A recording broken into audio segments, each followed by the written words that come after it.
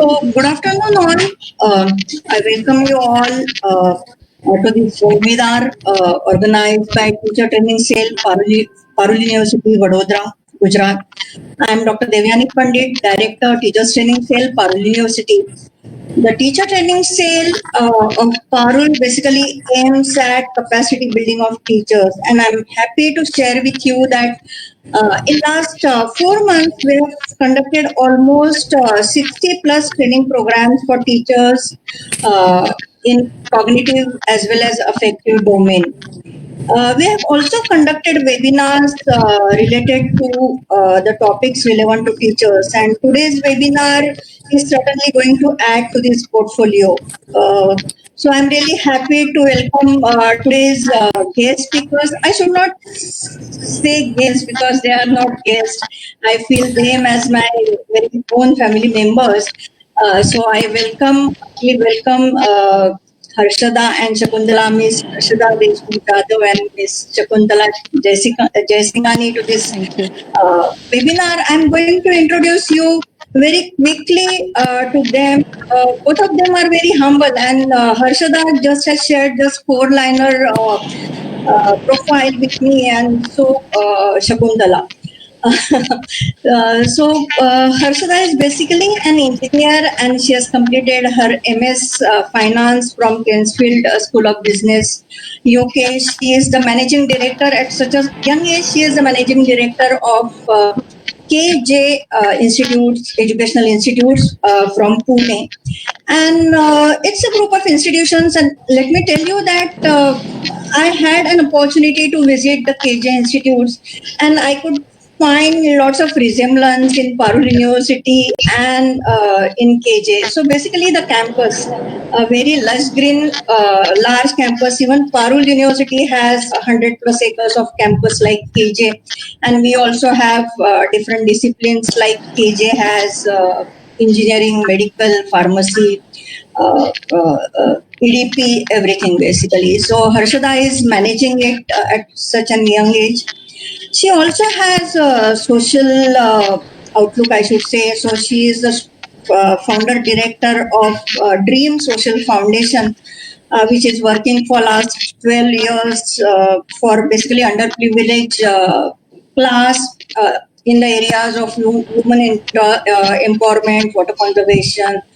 So this is just what she has shared with me, and I could share that. So welcome, Harshada, and thank you for accepting my invitation. Now, again, Shakuntala, very close friend of mine for almost last 15 years. Welcome, Shakuntala, and thank you for accepting. I should say that Shakuntala is a born teacher, and I find her as a role model for any teacher. Uh, I will not tell her. I will not tell her age to you, okay? But you can guess that for last 4 decades, she has been working in various capacities, ranging from teacher, principal, director, consultant, trainer, and even at this age, she is so active. She has been working in India as well as abroad. She was a consultant for a school in Japan. She has been an inspector for schools in Dubai. Uh, Currently, she is working with KJ institutions, their school, Trinity International School, and Junior College as a director.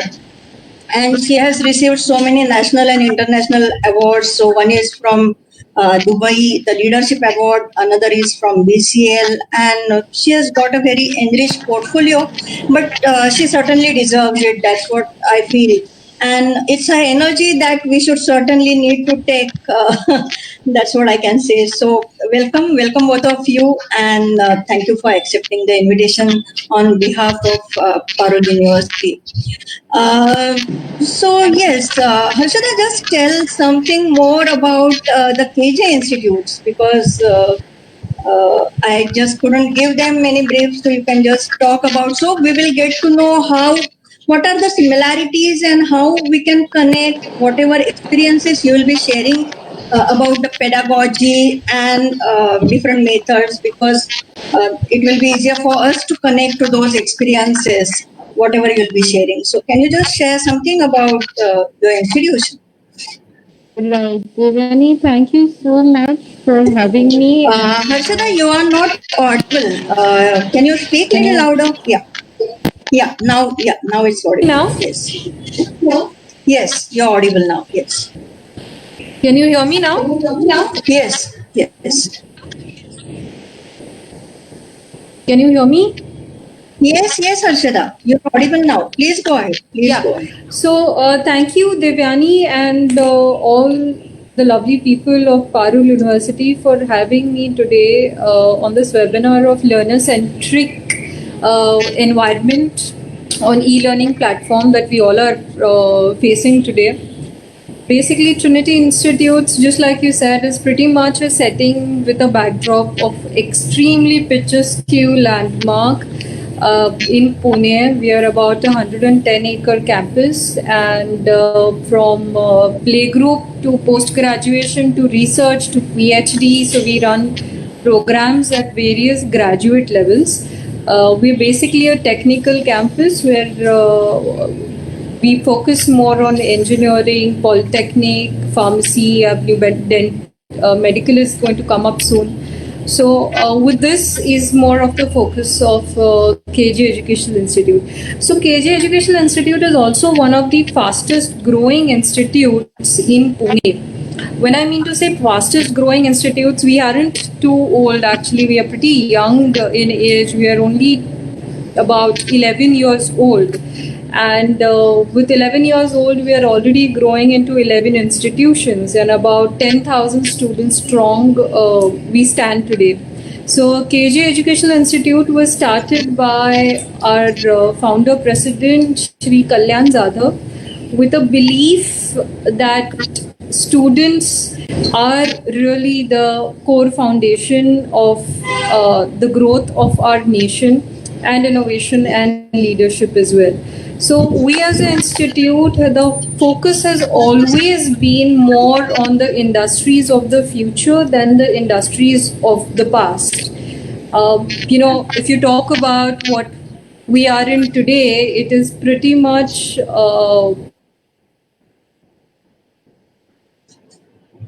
Hello, Harshada. Yeah, so Harshada, basically, yes, what you are speaking, I can very well relate it to you because our founder director, very sadly, he is no more. But yes, he had the same vision and same thoughts, Dr. Jayesh Patel.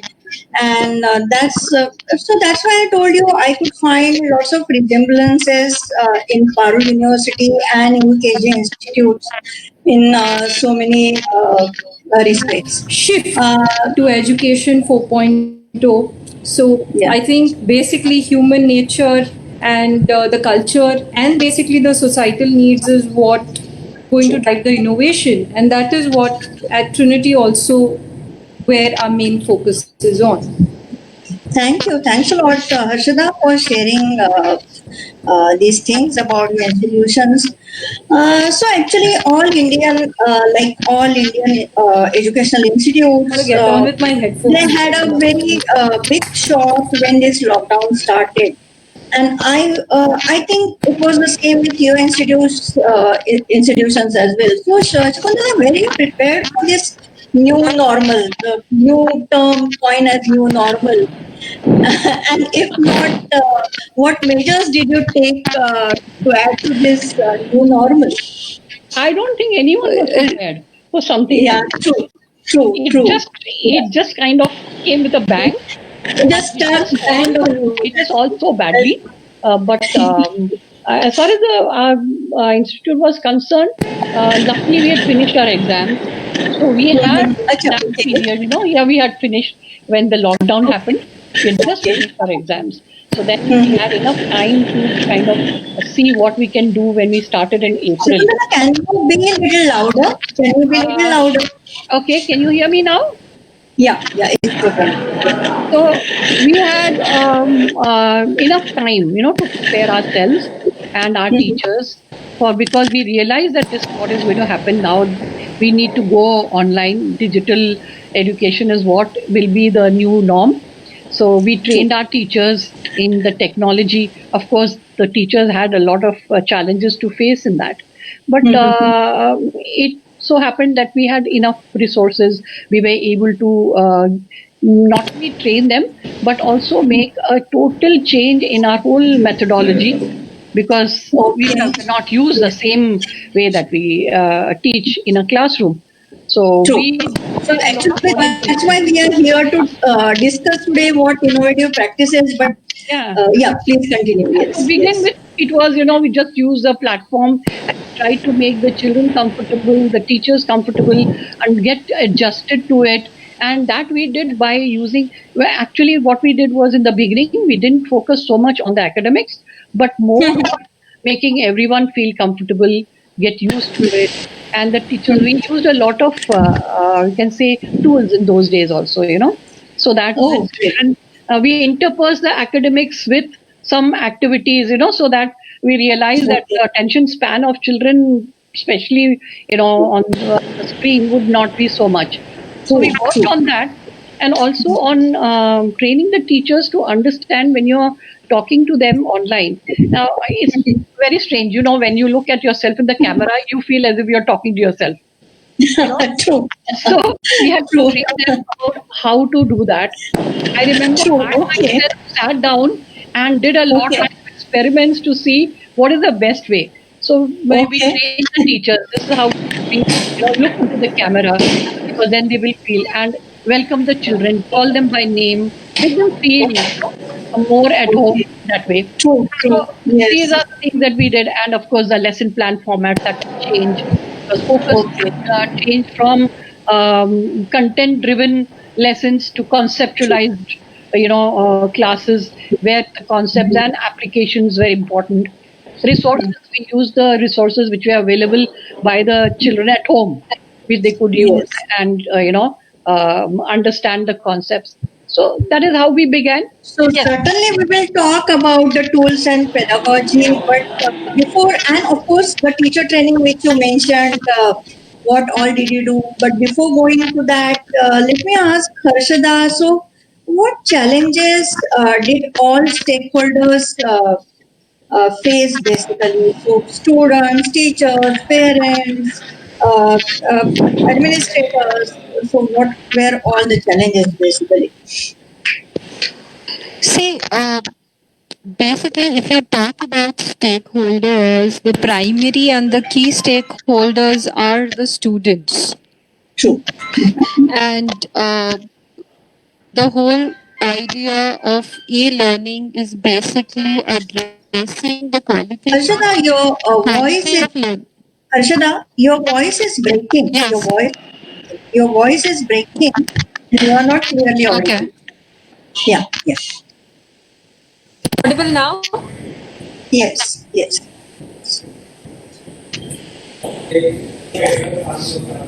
Am I audible now? Yes. Go on. Yeah. Okay. So basically, I would say students are the primary and the key stakeholders in this entire scenario, and providing a quality learning environment becomes key component of for these stakeholders, and basically for even a good learning environment, I think what is the key component is the student support. So if you talk in terms of students, I think the key support is the student support. The key component is the student support, and this is something that we have been striving as an institute for quite some time now. And when I mean to say student support, it means in terms of the library, we are making sure that there is good e-library facilities available.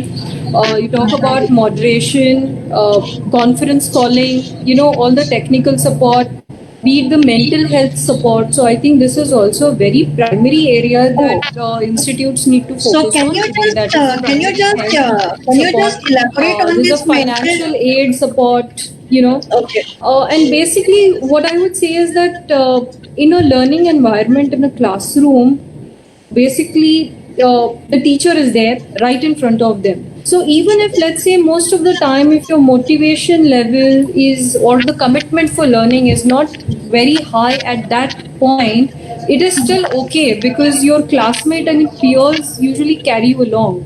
But for e-learning, motivation and commitment for learning becomes a pretty primary requirement, or I should say, becomes a very primary prerequisite for learning in a e-learning environment. So this has to be really high. I will actually come to that later Please. on about Yes. how do you create a very e-learning environment for the students so that their commitment and their motivation levels are high.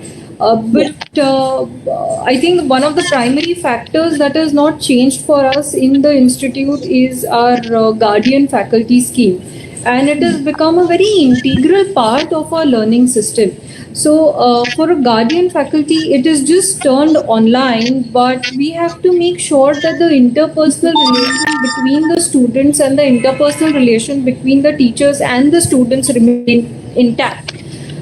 So this guardian faculty scheme has been very, I think, very crucial for us. And even when we are evaluating our teachers, guardian faculty becomes a very key thing of our. Can you just elaborate upon this guardian faculty scheme? Can you just elaborate upon this guardian faculty scheme? And second thing, you mentioned something about the mental health of students. So just if you can just elaborate upon these 2 points, Harshada. Right. So, when we talk about guardian faculty scheme, initially we always had a guardian faculty scheme where every faculty is being allotted with about 10 to 12 students when the students come in the first year of their various courses. And the students stay with that teacher till the child graduates. So whether it is profiling of that child, whether it is the educational profiling of that child, whether it is identifying the skill gaps of that child or what is it that he requires, or maybe career counseling, financial aids, and all the other things. Now, for example, financial aids are taken care by the administration department or by the registrar or by the student committee.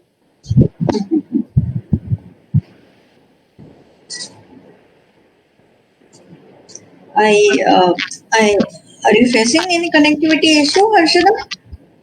Hello? Hello? I think she's gone offline. Yeah. Technology. You can continue, Shakuntala, with basically the mental health or anything, whatever the measures you have Everything online as well. Yes. She's back. You're facing connectivity issues, probably. Yeah. You can go ahead. Yeah, you can continue, Harshada. So, when I come to the second stakeholders, that is the teachers. So we all know that teachers have been facing a lot of issues, especially because they are not digital natives.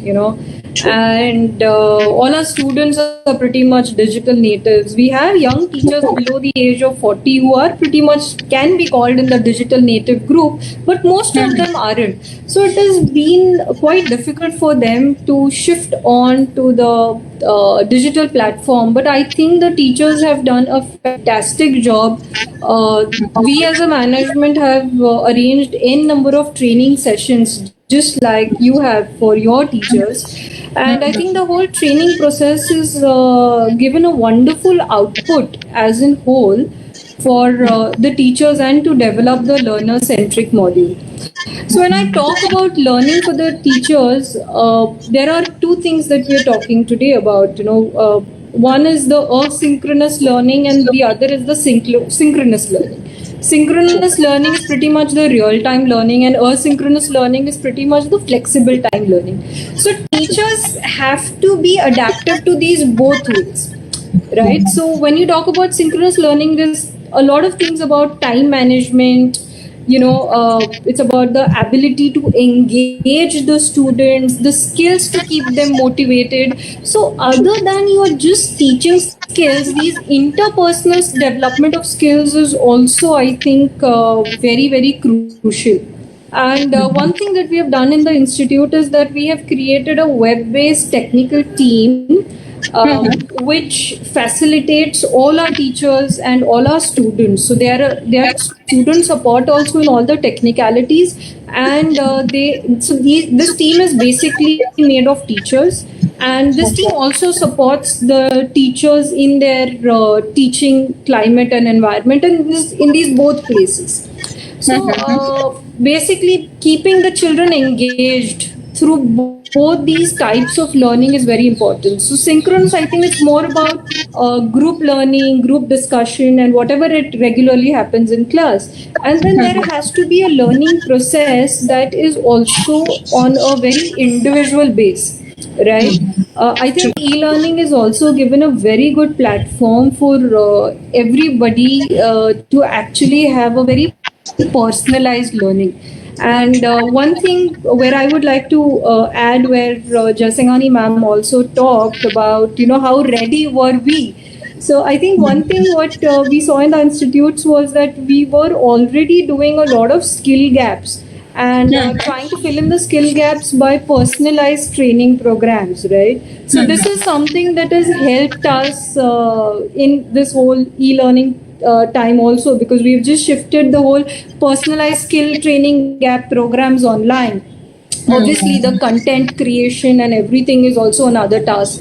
When I talk about content creation, I would like to mention that it's a very good idea for different programs to create content creators, because content creation becomes also the key of teaching and learning process. I know there have been a lot of problems throughout the country, with the whole training, teachers coming on board and training online. But I think this has been an excellent platform for all our teachers to come on board, because programs or training platforms like Coursera, Udemy, everybody has their training platforms, and if the teachers don't today fill up to the mark, the students are pretty much comparing the teachers on to globally.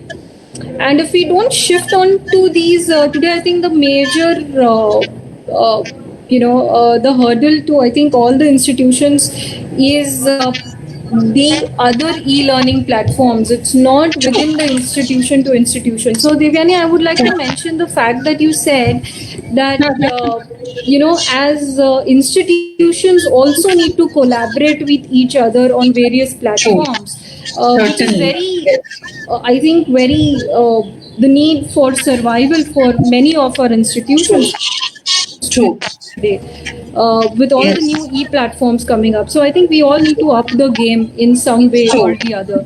I think third and one of the most important stakeholders that I would like to talk about are the employers, right?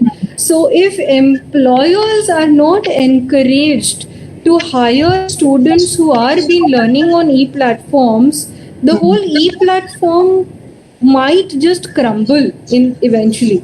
So as institutions, I think we need to very much convince the employers that what we are doing today with the e-learning platforms and how it is equally good. See, when I talk to a lot of employers, even who are coming to the institutions, one primary thing that we see common in all the whether it's institutions or any other company, is that the company gives the most highest rating to interpersonal skills, right? Then they give to the technical skills. So through e-learning platform, the students are gaining the technical skills, academic skills.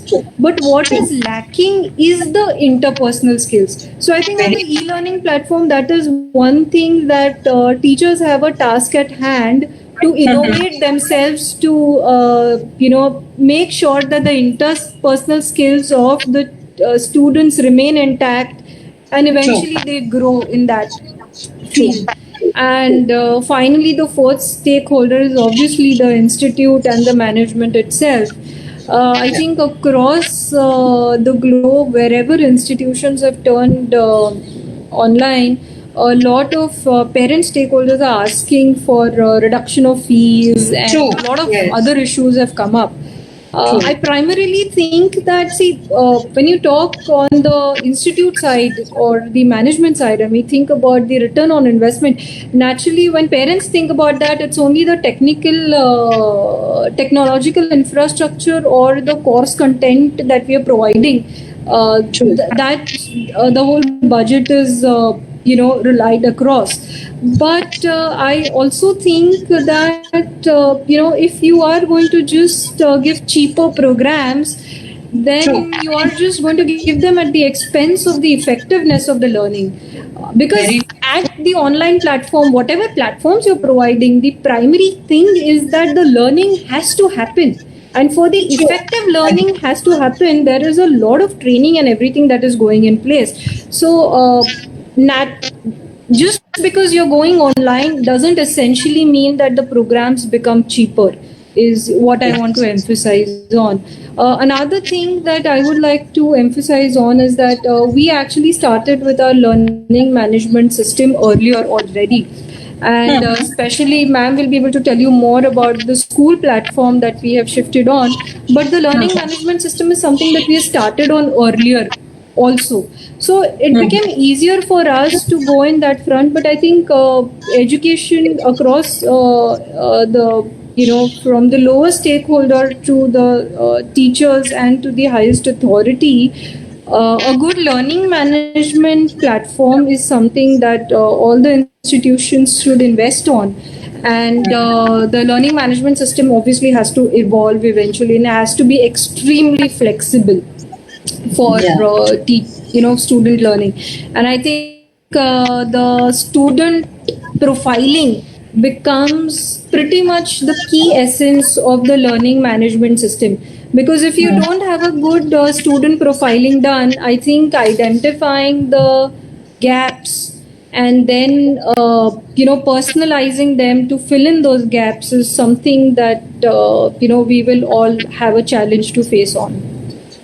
That's So I think these are pretty much the four primary stakeholders when I talked about it. The students, it's the teachers, it's the employers, and obviously the management and the institute.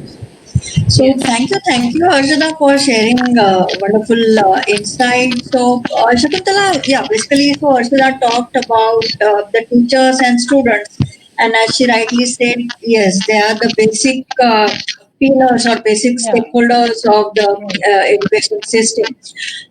So she also talked about the synchronous and asynchronous learnings or teachings. You also mentioned about teacher training. So I would like to know all these details from you. How did you keep your students, or how did you make your teachers sure that they keep their students engaged in classroom? Because as you said, teachers feel that they are talking to themselves basically. Okay, that's yes, that's what all teachers are feeling basically. Here also in Parul, the teachers say that. We feel like we are blind basically, okay, because we can't see anybody kind of thing. So of course we are also facing some problems, but I'm more interested to know what kind of ICT tools you are using, you train your teachers in, what kind of pedagogies your teachers are making to keep your students engaged, involved and interested in the learning process. Yes, Shakuntala. Devyani, the biggest challenge here, of course, as you know, is how to make the children, the students interact, because it's only teacher, and if you do not have that interaction, then where is the learner? Where is the learner, in the whole picture? And where is even the evidence of learning happening? So you can have wonderful ways of teaching, but if learning is not happening, then it doesn't make any sense.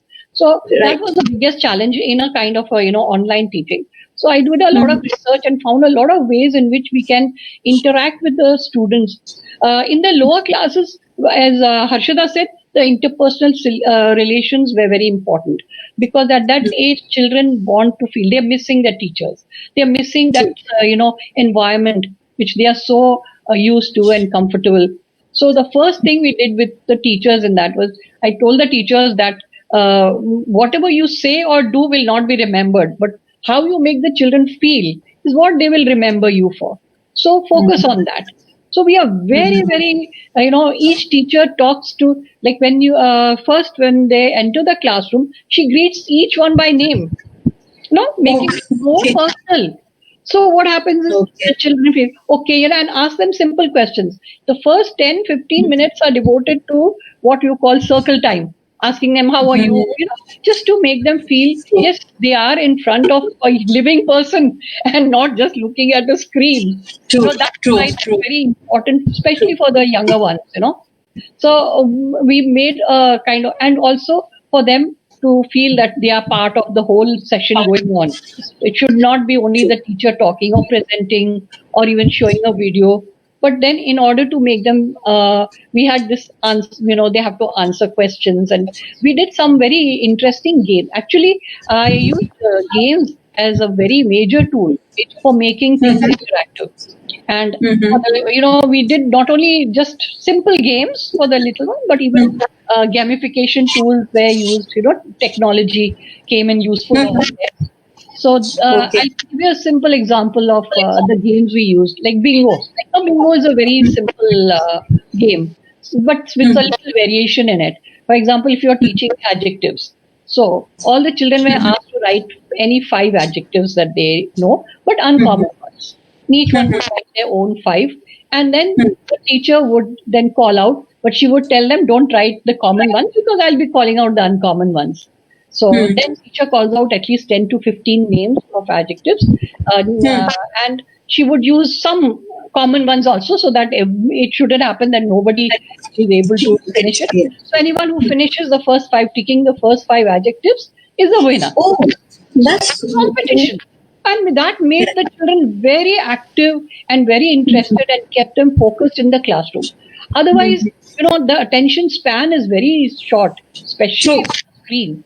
So that is something we wanted to motivate the children to be in front of the screen and come to the classes.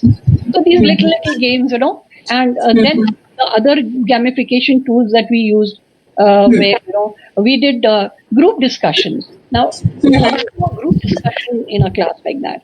We used a Padlet for the group discussion. Padlet. Okay. It's a tool wherein you can post discussion, so the teacher we did flipped learning for asynchronous, mode of teaching. Synchronous was mostly, the content being shown to them, or sometimes the children even need to look at the book, do some reading and other things with the teacher in front of them.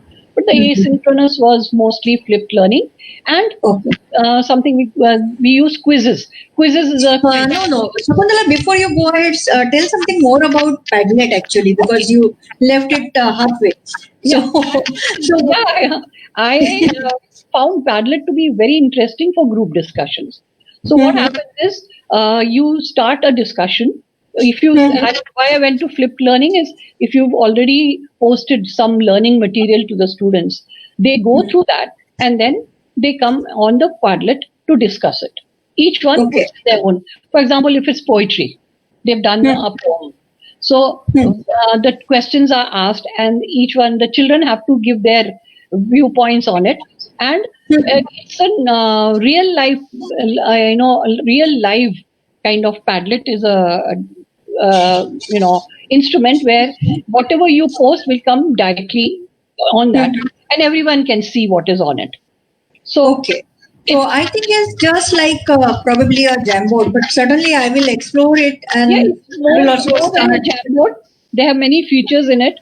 And the other thing which we used was for groups was something called Quizlet Live. Sorry? Quizlet Live. Okay. Quizlet Live is a tool which you can have groups. So each group is given a group of questions. And only one of the group members would have the correct answer. The groups have to get together and they need to discuss among themselves. Oh, that's a very good activity. Yes. But right now we are doing it offline for them to discuss, because we can't have groups in the room, in our classroom.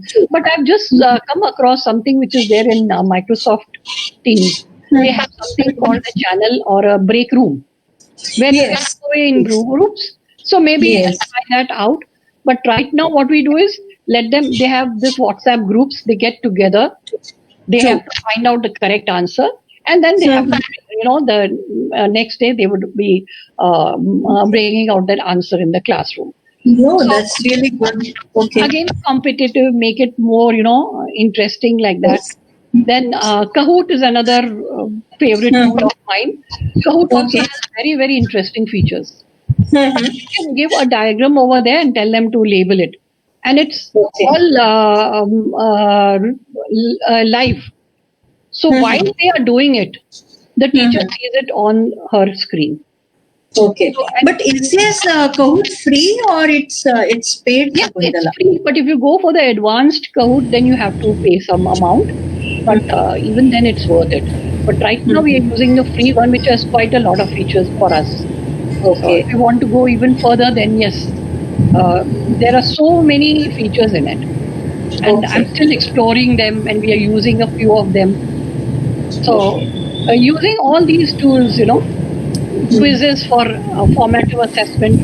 It's take your quiz and you send it to them again in the asynchronous learning. So we are blending them both together so that children don't have only one type of kind of classroom where they keep on having different modules, different modalities are being used by teachers. That's something I really insist on. Don't make it very monotonous with one stereotype of just doing it in that. Use 2-3 different modes so that it becomes interesting for the children also. So these are some of the. Apart from that, we are also doing something more very interesting. We have a lot of co-curricular activities interspersed with our academics. Okay. We have one. We have a Saturday club. In the Saturday club, we have photography. We have Okay. chess tutorials. We have Okay. Spanish and French classes. Oh, Yeah, we have journalism, Okay.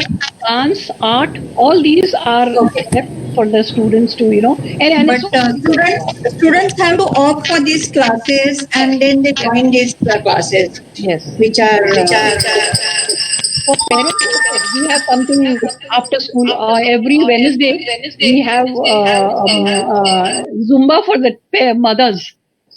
okay. Just Okay. to keep them also That's fit, they have a lot Yeah. of things to do. Mothers are really having a tough time right now. So I think we should. No, right now that's what we are feeling, that parents are also observing the online classes and probably they are also they have also become teachers and they are also learning, and that's why probably I asked the question, the stakeholders basically. So we don't Yeah. consider parent as a stakeholder, but you are involving them in a beautiful way. Before we go next to teachers training, let me ask you about the formative assessment which you mentioned right now. So Harshada mentioned something about profiling the students, and Shakuntala, you mentioned something about the formative assessments. So how are you combining these two things in this online or through these online classes? In fact, it's become easier this way. Mm-hmm. So we have Okay. a lot of project work going on. So projects are interesting, so the children are Okay. able to do that. Then we have our virtual labs. So we have lab work going on also in the higher classes. And apart from that, we are doing a lot of things, so that the students are able to have a feel of all together. Okay. Right. Would you like to say something about profiling students, Harshada? Would you like to add anything in student profile? Profiling students. Okay. So I think what ma'am mentioned right now, just forwarding to it, before I come to student profiling, I think augmented reality has been also pretty much a crux of doing practical. Right. True, true. So the practicals that are unable to be performed right now, which I think some of them can be performed with augmented reality. Like in school, especially, Shakuntala ma'am is working on those platforms, so she'll be able to better tell you on the school platform how they are doing it. When you talk about student profiling, the student profile starts, for example, if the child is coming in from engineering, okay, so I'm talking in terms of a college platform. True. Yeah, yeah. For example, if a child is coming in for the first year engineering, so the student profiling starts from what he's been doing since school, right? Yes. Now, Yes. see, we actually teach our children how to make a curriculum vitae at the end of his graduation years, right? Yes. I think what you need to teach children is how to start making their own CVs right from the first year of graduation. So Oh. what happens? So for example, we have a common we have a common format for creating a CV. And while creating the CV, the child starts creating a CV right from the first year, right? Oh, that's good. Yeah, and then there are different fields that are to be filled in various skills, right? So when all these skills are to be filled, the child starts filling in. For example, if he has done something in co-curricular, so when he's in first year, he's going to fill in all the activities that he's done in co-curricular that he has done in school. And as and when he eventually starts advancing, he's going to fill up the gaps. Then he's going to realize, oh, these are the skills that I don't have, be it technical or be it personal skills. So okay, these are the skills that I need to do. What we also do is that just like LinkedIn, where children, people can endorse each other. So we have this platform that we have created. It's called eMitra, right? Mentoring individuals to rise and arise is what it means. So eMitra is what we've created, and students can actually endorse each other on their different skills. And so this is pertaining to the student, and then the teacher also does a profiling of a child, so it becomes very easier for the teacher, to guide him. See, basically, when children come in the first year, they are pretty bizarre. They don't know what they're doing. They don't know what they want. They don't know what are the opportunities outside, right? So it is pretty much our job to tell them.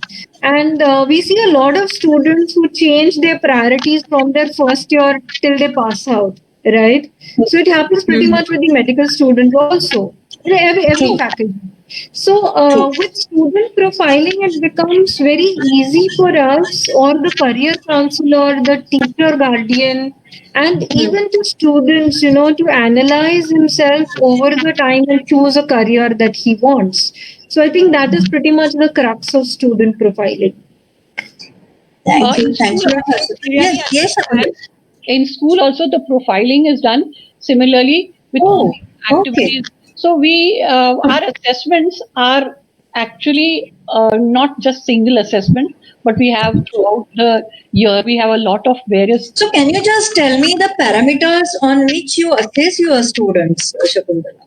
Depends on what they are doing. If it is a project, there would be different parameters for that. If it is something that they are supposed to do as per the, if it is a written assessment or if it is a verbal assessment, if it is some special, group discussion assessment. But are there any broad categories kind of a thing, or you don't have those? Yeah, we have categories like one would be totally to do with the literature part. One would be social, and one would be emotional. One would be, in that way we have categorized them so that we want them, even if the students have shown some very, good social skills in the school, even those are considered. And we kind of make a total profile of the student at the end of the year. And that profile what the new education policy is talking about. Yeah, that's what I was going to tell you. You're already doing it. That's what the new education policy is expecting the educational institutes to do. So basically, in our education system, we just assess or evaluate the students on the basis of his knowledge. We don't even assess higher order thinking skills. So it's basically the rote learning. But yes, now we will have to, and that's why actually I asked you the question about the parameters and the formative assessment, because some students they excel in social skills, leadership skills, and we have to take them into account certainly. Verbal also, Uh, even verbal. yes, So there are children who can't write so well, but they can, explain correct. themselves well. They are much more, comfortable talking rather than Speakers, yeah. So yeah, comfortable in expressing, speaking, or yeah, basically. Have you done any feedback of the online teaching? Because the IIT survey showed that 70% teachers and students in India. This, of course, this survey I went to almost a month back, which said that 70% teachers and students in India are not happy with online teaching. They are not satisfied. They are not happy. So, what is your take on it? I would like both of you to just share something. Okay, Yeah. Harshada first, So, then I talk. yes, Shakuntala, you can. Yes, Shakuntala, you can go first. Yeah. Okay, okay. So what we did was the whole evaluation has to be different. Monitoring, first of all, monitoring has to happen. So for that, we had to create a new criteria. So usually you have your classroom observations. So we had the online observation. Then we also had a one-on-one discussion with parents.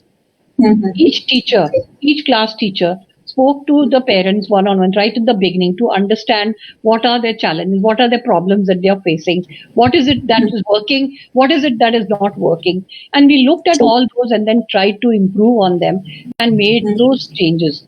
With the result that today, a lot of our feedback that is coming to us is about how good the online classes are.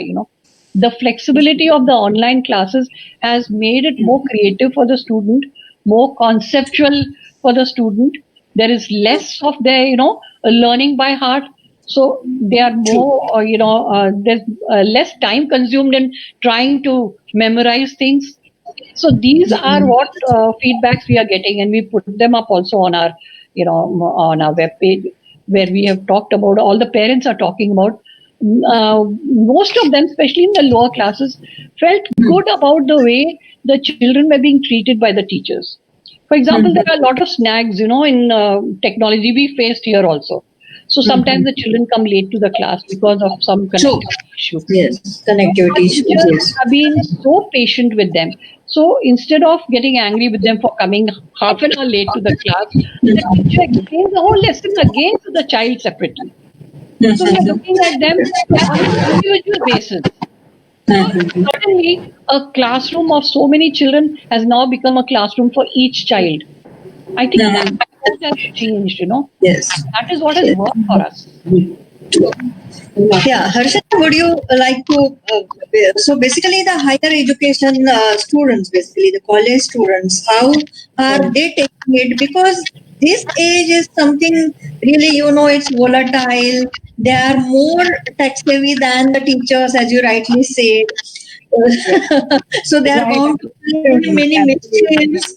That's also we experience. So just tell what is the feedback from Okay. the So students. before I come to feedback, Devani, there's just something that I would like to tell you. I think children, even in our regular classes, when a semester starts, the retention of knowledge during the initial lectures is the highest, right, True. in the children. And as the semester advances, the retention of knowledge goes lower and lower, right? It's basically again coming to the same thing. It's just the motivation and the commitment of learning, and that kind of declines over the time. With e-learning, what is happening is that we what we can do is your two things. I think that we can do to keep the children occupied in the classes. Every teacher prepares a program, right? Throughout the semester, each teacher has their own teaching plans. What I think we should do is that, or what we do even at the Trinity Institutes, is that every for the teaching plan we create a prerequisite. Mhm. Okay, and that prerequisite along with the dates are shared with the students.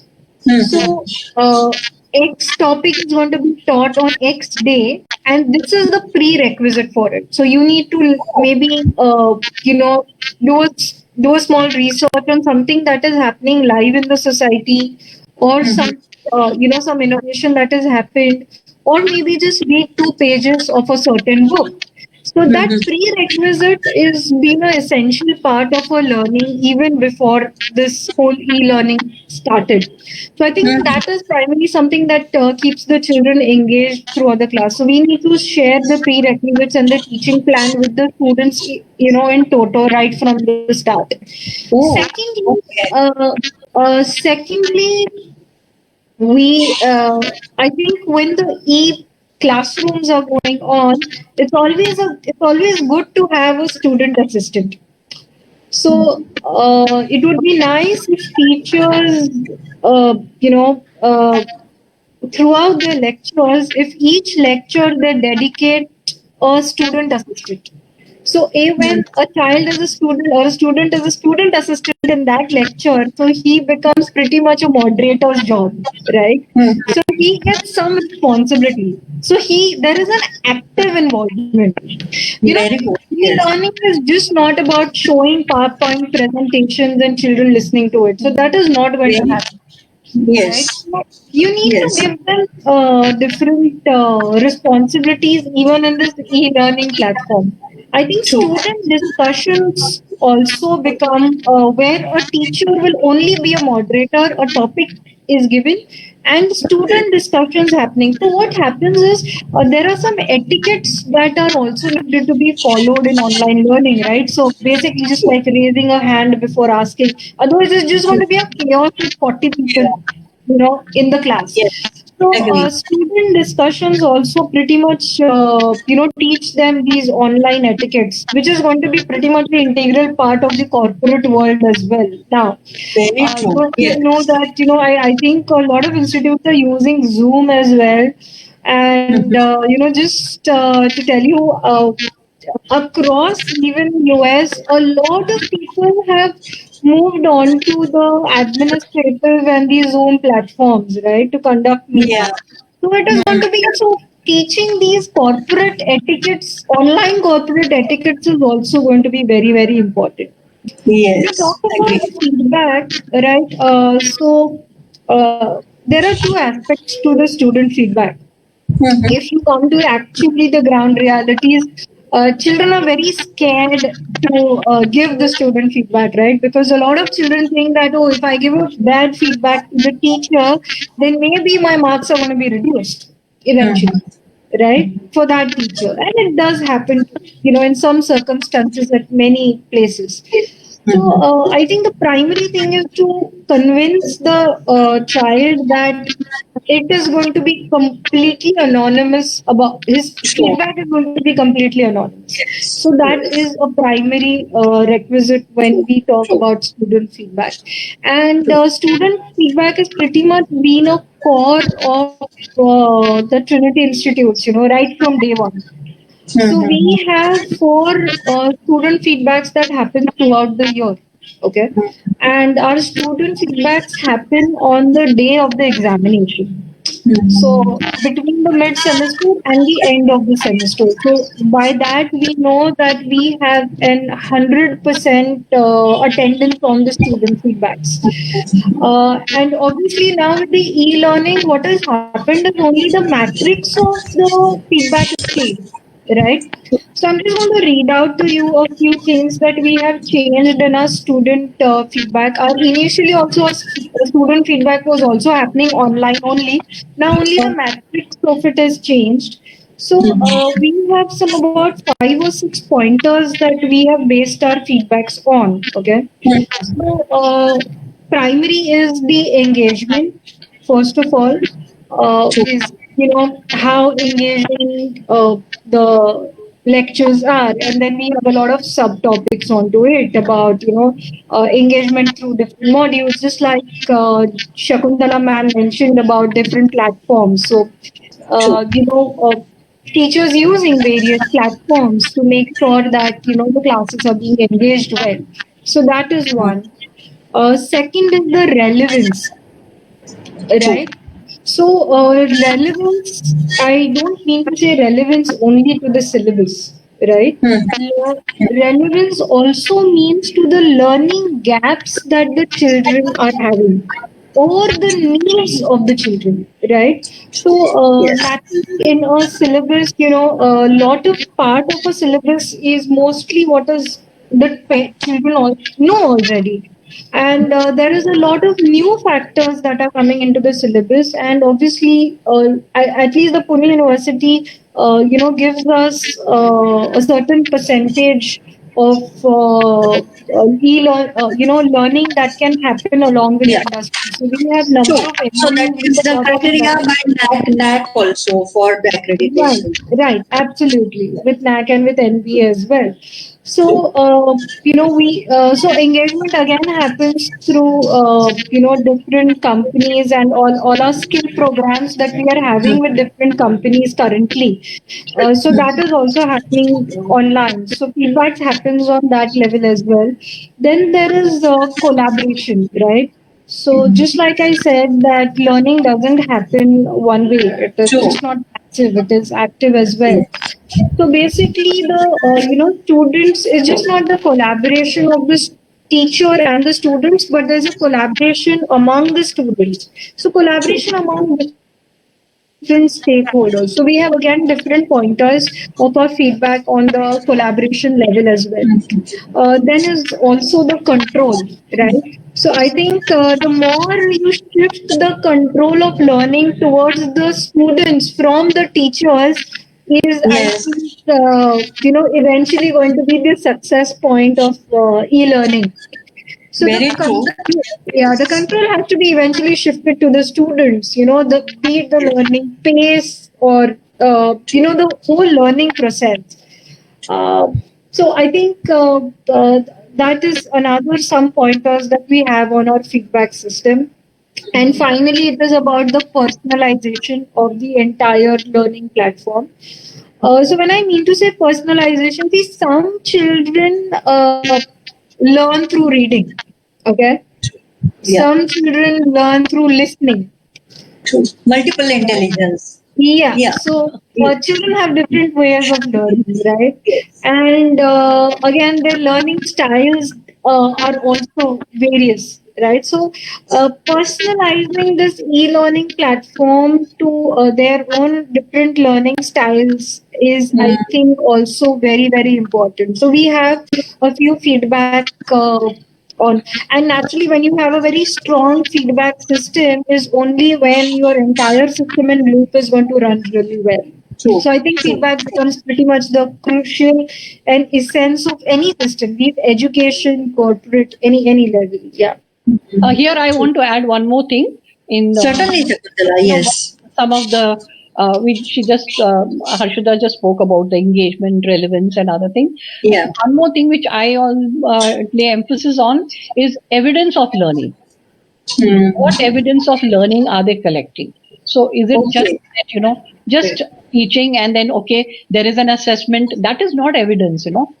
Assessment is just about the particular topic or whatever they answered at that time. True. But this is really interesting. Can you just share one or two evidences of learning which teachers have shared with you, Shakuntala? Yeah. So, for example, as I said, that some of the children come up with something very unique, in their understanding of any topic. So when that comes up, I want the teachers to make a point of that and then note it down and see where they can lead the child in that direction. Because earlier it used to be if a child goes off the syllabus, what we call out of syllabus, what we call, So then the teacher would say, this is not in your syllabus. Syllabus. True. Forget about it. Or you will learn in your next class. It's nothing to do with you. But I True. insist on the teacher following up on that particular, stream that the child is, the path that the child is going in, and in that direction to take the child, where you can take the child, on a personal level, That's where differential learning comes in, which is what we should really look at. As we said, all children have different stages at which they learn. There are the way they learn. All these are so different, and our system is such that we are teaching the same thing to everyone, expecting everyone to be doing the same thing. Not possible. We are all individual human beings. So that focus is definitely there with the teachers, and yes, some of them do follow it quite diligently, but yes, a lot of them still need to learn about that, So thanks a lot for a wonderful interaction. Devyani, I want to add is that Shakuntala ma'am has a fantastic, system of child matrix, learning matrix. Um, so in school they have this, a child's learning matrix, and then on different learning levels, skills, and subjects, they pretty much, it's just not on the mark, but they do a various level of analysis for their the learning rubrics. matrix. Rubrics are Formative assessment, that's what I was interested to Using know. rubrics. Certainly that is the also need of the time now, Yeah. preparing the rubrics and especially the formative assessments, and not only cognitive domain but the affective domain. So Yes. assessing the affective domain Right. is the need of time. So yes, thank you for a wonderful interaction. Just the both the points which you shared, I would like to add something about learner-centric classroom. That's what Anna Harshara said, that unless and until the control is in the learner's hand. So I came across a very wonderful news. I think it's from the Stanford University, that they have installed an artificial intelligence software in the classroom which monitors the time for which the teacher is speaking in the classroom and the time for which the students are speaking. So I am expecting it's to happen in our classrooms at the earliest, because that is what is required in classrooms. And Shakuntala, what you said is basically we teach the same, and that's what I tell my teachers, that if we know Guru Dronacharya, he didn't teach archery or Gada to everybody. Yeah, exactly.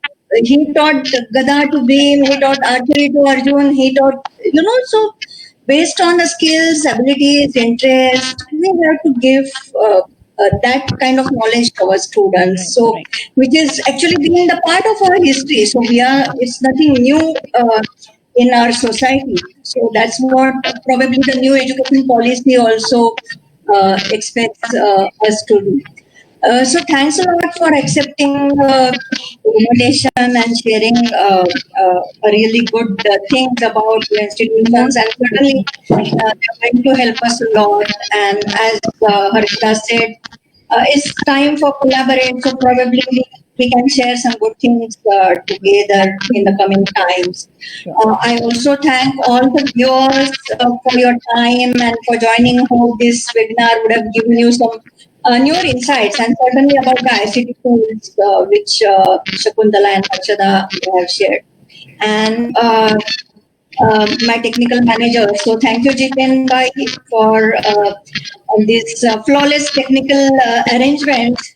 I was telling Shakuntala, Harshada, you joined little late. Our webinar managers have organized almost 700 plus webinars in last 3-4 months. So every day we are organizing at least 3 to 4 webinars, and we are on their toes throughout the day. So thank you, Jiten Bhai. So have a nice day. Stay safe. Thank you. Thanks a lot. Thank you. Thank you. Thank you. It was a pleasure. Thank you, Devyani, for having us. Bye.